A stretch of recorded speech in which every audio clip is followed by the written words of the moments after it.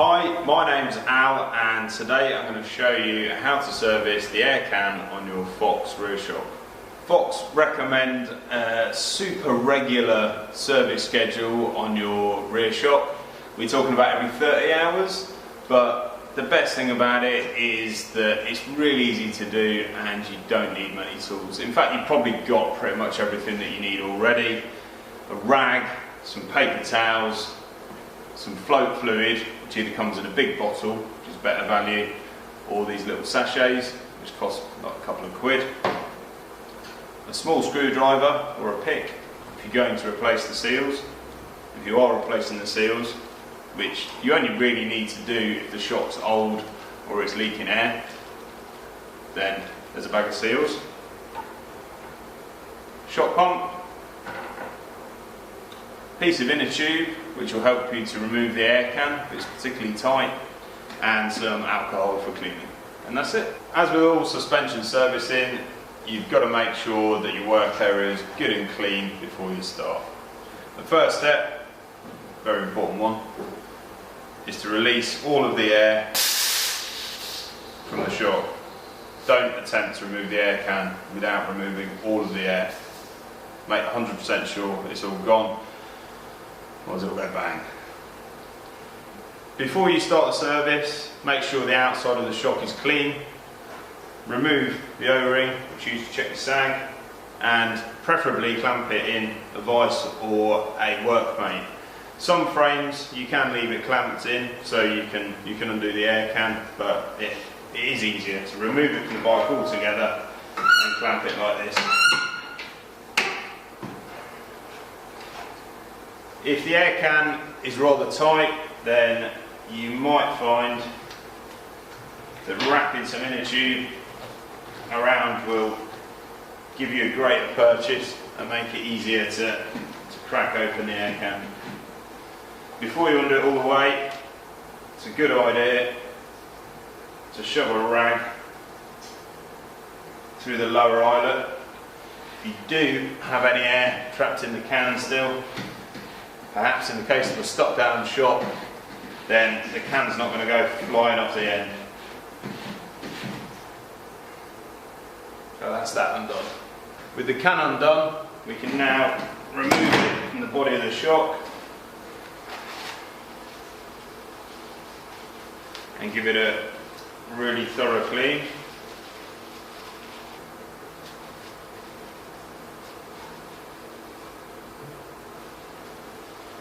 It's also important that we clean the body of the shock. Basically, spend a good bit of time making sure it's spotless.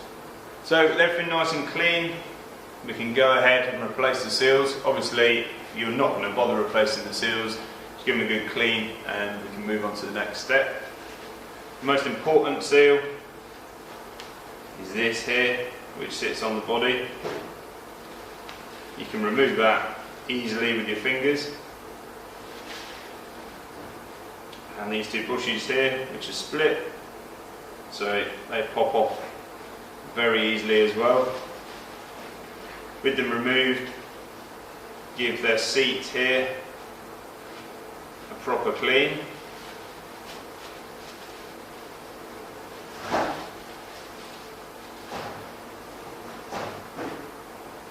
And we can lubricate our seals before we fit them. So, a bit of float fluid,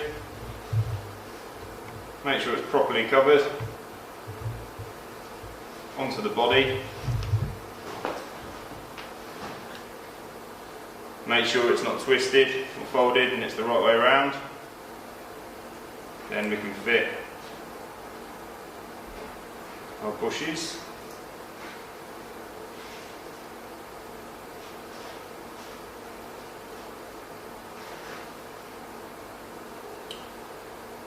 And that's those replaced.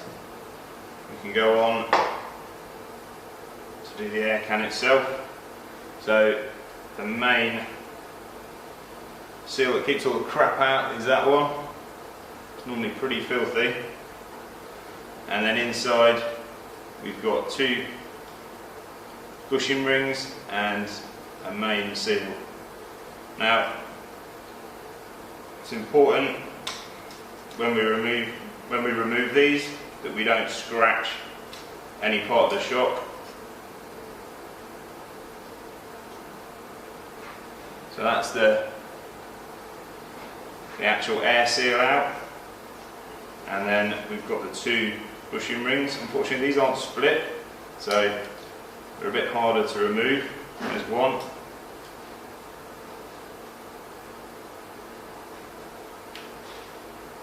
And there's the other.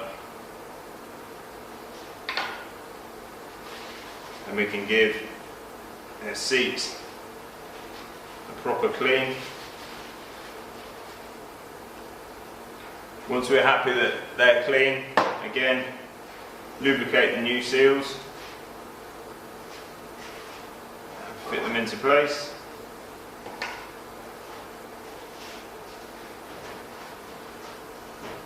If you pinch this seal and guide it in with your finger,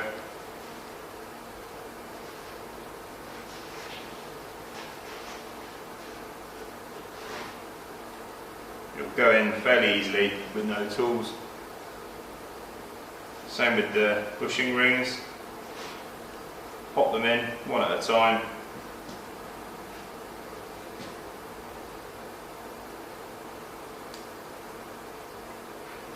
Feed them around.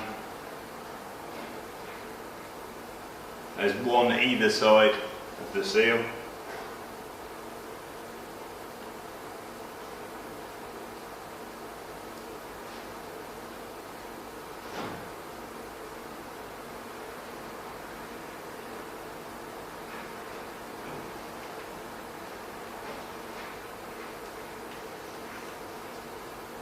Make sure they're properly seated all the way around.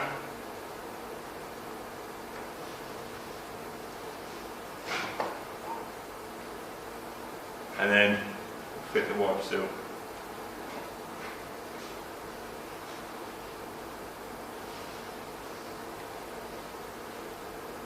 So they're all renewed, no tools have been used to refit them, so there'll be no damage to those seals.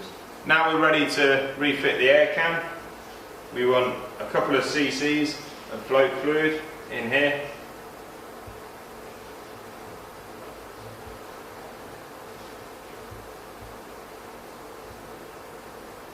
It's basically half the pack.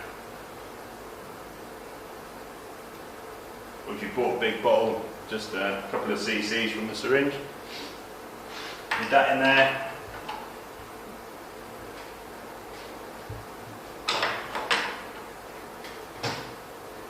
Push the can onto the body, make sure that the seals haven't rolled over and it's fitted properly, and then a couple of cc's go in the top here,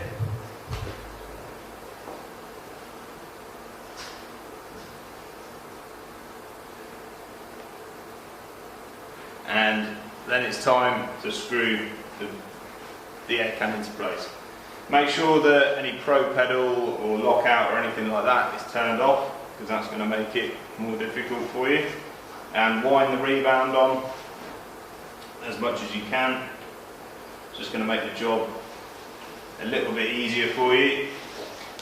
You can compress the shock and screwing the air can into place. It doesn't need to be ultra tight. You don't need to use tools. If it's a bit greasy, a rag will do. Make sure that the eyelets are aligned, and if you've got a separate high volume sleeve like on this shot, it's all aligned so it looks nice. So that's it, we're all done. Just give the shop a good wipe down, refit your O-ring, inflate it to the correct pressure for your bike and your weight, pop the dust cap back on, refit any hardware that you may have removed to get the air can off, get it back on your bike, go and hit the trails.